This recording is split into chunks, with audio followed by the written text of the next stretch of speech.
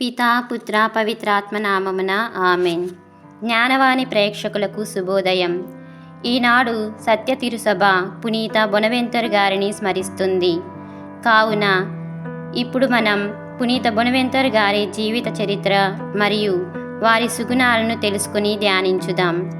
వీరి సుగుణాలు: మేధా తపస్వి, నిరాడంబరుడు, మరియమాత భక్తుడు. పునీత బొనవెంతర్ గారు ఇటలీ దేశంలో టస్కనీ ప్రాంతంలోని బాగ్నోచియో అనే ఊళ్ళో పుణ్య దంపతులకు క్రీస్తు శకం 1218లో పుట్టారు. బొనవెంతర్ అనేది వారి ఇంటి పేరు, కానీ వారి అసలు జ్ఞానస్నానం పేరు జాన్ ఫిదంజా. ఈ బాలుడు 4 సంవత్సరాల ప్రాయంలో ఘోరమైన వ్యాధికి గురి అయి చనిపోతారనుకున్నారు. వారి తల్లి పునీత ఫ్రాన్సిస్ అస్సీ వారి మధ్యవర్తిత్వాన ఏకదీక్షగా ప్రార్థించింది. తత్ఫలితంగా తన కుమారుడైన ఆ బాలుడు అద్భుతంగా స్వస్థపరచబడ్డారు. ఆనాటి నుండి ఆ తల్లి తన కుమారుణ్ణి ఇంటి పేరుతో బొనవెంతర్ అని పిలువసాగింది. బొనవెంతర్ అంటే అదృష్టం అని అర్థం.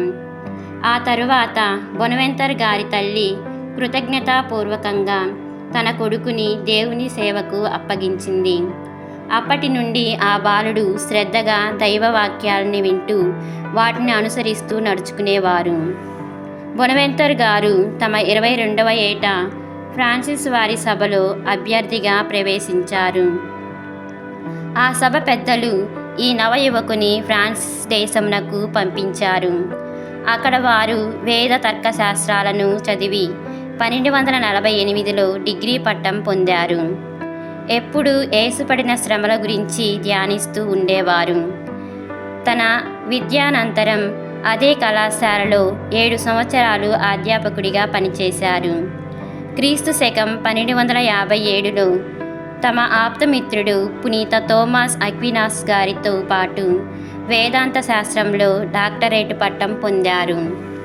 పునీత అక్వినాస్ గారు పునీత బొనవెంతర్ గారి తెలివితేటలను చూచి మెచ్చుకొని అంతటి ప్రజ్ఞావంతుడవు ఎలా కాగలిగావని ప్రశ్నించారు. అందుకు బొనవెంతర్ గారు పరిశుద్ధ శిలువ స్వరూపం చూపించారు. ఆ శిలువయే తన జ్ఞాననిధి అని బదులిచ్చారు. దాదాపు అదే సంవత్సరం బొనవెంతర్ గారు గురుపటాభిషేకం పొంది గురువులుగా బాధ్యతలు చేపట్టారు. గురువైన కొద్ది కాలానికి 36వ ఏటనే ఫ్రాన్సిస్ సభ మఠశ్రేష్ఠులుగా వారు ఎన్నికయ్యారు. ఫ్రాన్సిస్ అసిసి గారు మరణించిన తరువాత 31 ఏండ్లకు బొనవెంతర్ గారు ఆ సభ అగ్రస్థానం పొందారు. క్రీస్తు శకం 1265లో యార్క్ పీఠంనకు బిషప్పుగా ఎన్నుకోమని పరిశుద్ధ పాపుగారు బొనవెంతర్ గారిని కోరగా వారు ఆ గొప్ప పరిశుద్ధ అంతస్తునకు తగనని వారి పాదాలపై పడి మిక్కిలిగా కన్నీరు కార్చారు. అప్పుడు పాపుగారు తమ నిర్ణయాన్ని నిలుపుదల చేసుకున్నారు. మరో 8 సంవత్సరాలు గడిచాక 10వ గ్రెగరీ పాపుగారు బొనవెంతర్ గారిని అల్బనో పీఠంనకు మేత్రాసనులుగా కార్డినలుగా ఎంపిక చేసుకోమని ఆజ్ఞాపించారు. వేదాంత పండితులైన పునీత బొనవెంతర్ గారు గొప్ప స్వాదు స్వభావం కలవారు, భక్తి తత్పరులు. వారి నోటి మాటలు హృదయాన్ని హత్తుకొని భక్తిని విశ్వాసాన్ని బలపరుస్తాయి. త్రియేక దేవుని పరమరహస్యం విషయంలో వారు పునీత బెర్నార్డ్ గారితో సమానం. గ్రీకు క్రైస్తవులను శ్రీసభలో ఐక్యం చేయడానికి ఎంతో ప్రయాసపడ్డారు.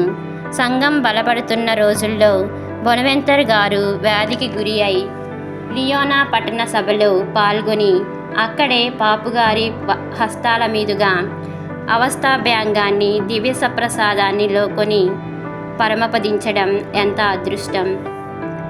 కావున ప్రియ కన్యాశ్రీలారా, పునీత బొనవెంతర్ గారి త్యాగ జీవితం నుండి మనం ధ్యానించవలసిన విషయం ఏమనగా, అత్యుత్తమ పరిపూర్ణత సాధారణ పనులను సక్రమంగా సంపూర్ణంగా నెరవేర్చడం వల్ల లభిస్తుంది.